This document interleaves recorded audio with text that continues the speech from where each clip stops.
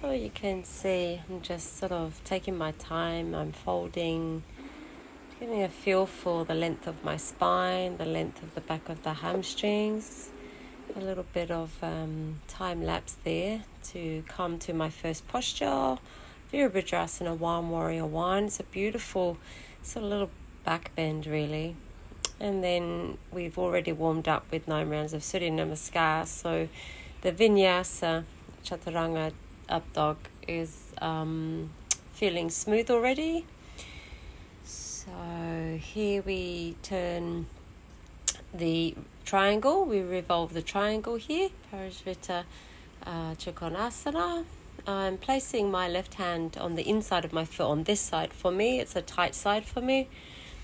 And then I roll it round and want to open the hip that was condensed. So that feels really beautiful, opening that right chest and right hip. And so I come on down with a strong 3-point, what I call 3-point chaturanga, and realign, reset with down dog. So having a little bit of breath here. And the leg that was open before, the left leg, is now coming closed, and I'm opening up the right hip. So this feels really energetically the right way, chopping and changing which side of the leg is forward or back. I'm doing a couple of bati breath here. It feels natural for me to do so. I had done a lot of nauli already prior to that, and the stomach is still empty. Binding all of that into Matsyendrasana feels really beautiful.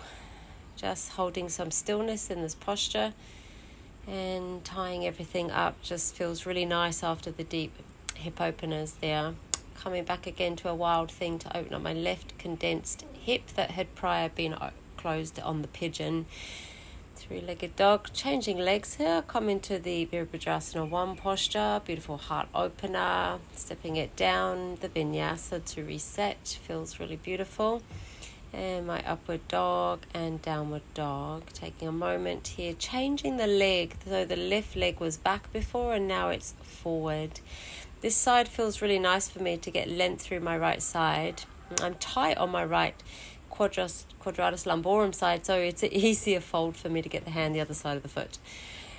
Resetting, taking my foot up this time on our side plank there. Just felt natural to do so. I don't think I did it on the other side. And resetting chaturanga, down dog and so on. Alright, here I'm preparing for my next moves. I'm coming forward to the pigeon. That right leg that's in the front was at the back before. So the left hip flexor psoas muscle is getting a really beautiful stretch here. So just flowing that pigeon a little bit and then maneuvering into my bind for Matsyendrasana. Taking some breaths here, really letting that left hip, leg that's on the top, kind of soften, falling over to the right hip there. And allowing my breath to channel from one side of the collarbone to the other, and opening up the hip, which feels beautiful in Wild Thing. 3-point chaturanga feels really strong. Like I say, we've done lots of rounds of Surya Namaskar, Kumbhaka, Kapalabhati breath for our Kriya prior to asana postures. So I'm getting a little bit warmed up here. In yoga, we would say the Tama energy is definitely beginning to be registic up at the heart space. Everything's feeling energized. And I'm feeling really good. A few sort of handstandy movements are coming in. The back bends are feeling wonderful. And just taking a moment there before we move on to the next sequence. Deep, slightly deeper hip openers with the, not quite warrior twos, but stepping back into side angle. So taking a moment there to lengthen my spine, just feeling a little bit of shoulder opening. Probably the chaturanga is making me feel tight, so move your body organically. Here we go. A little bit of a lift there, and preparing now. Taking that left foot forward. I take it a lot longer than the warrior 1 posture. And for class today, we had a little practice repeating it of not using your hand on the floor for too long. So we're coming into this prayer pose on the what we call the open side. It's not a twist, but I encourage my customers to, my students to practice not dumping the weight into the opposite hand. using the core, focusing on the navel, drawing in. And now the leg that was compressed, that front leg, is now my back leg, back left. So trying to get into some kind of splits. I often go off onto a little bit of an angle here to really focus more on the back leg. I'm not trying to do the splits because for me the focus goes onto the front leg. I wanted the back leg stretched. To come out of my version of the splits, for me it's always easy to go into this pose, believe it or not. It's a lovely way out of Hanumanasana. Keeping flow, keeping momentum, and adding an extra strength posture that requires all my effort and determination. I'm doing a soft Simhasana breath here, the lion's breath, because the Mayurasana peacock pose can be extremely breathtaking. So exhaling deeply with lion's breath until I'm ready to resume practice, and coming back to the tops of the mat to reset for the other side of side angle. I think I attempt some handstand here, and I think it takes me 3 kick-ups.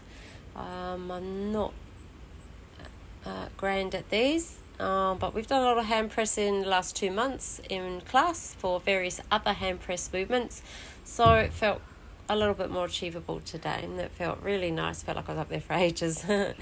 All right, resetting here. Let's bring the other leg forward.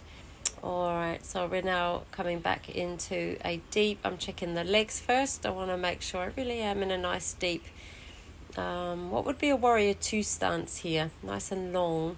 Hip opener, back leg on a 90 rather than a 45. And again, I've come into the prayer pose just to not dump the weight down. I'm elongating the left side. Either channel, either nadi is opening here. It feels really lovely. And I turn around to energetically open the leg that was compressed in the splits. Focus is trying to get the back psoas muscle open here for me.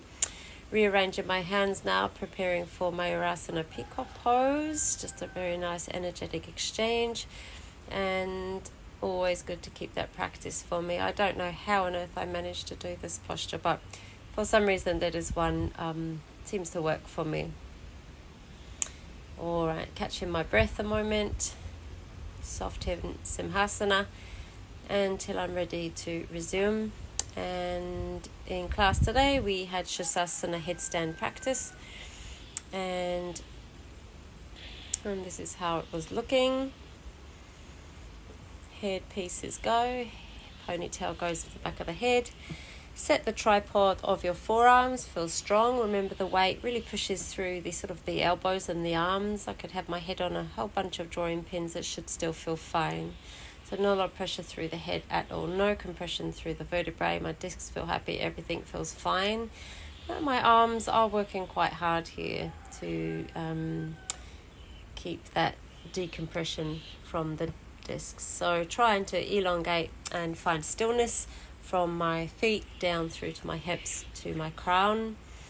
And you probably can't notice here, but I'm really vacuuming my belly in, and all the contents of the belly due to all of our kriya and our breathing, empty stomach, everything is naturally rolling down to the upper thorax or to the chest region in this case, as I'm in an inversion. Maneuvering the legs just to add a little bit of challenge for me.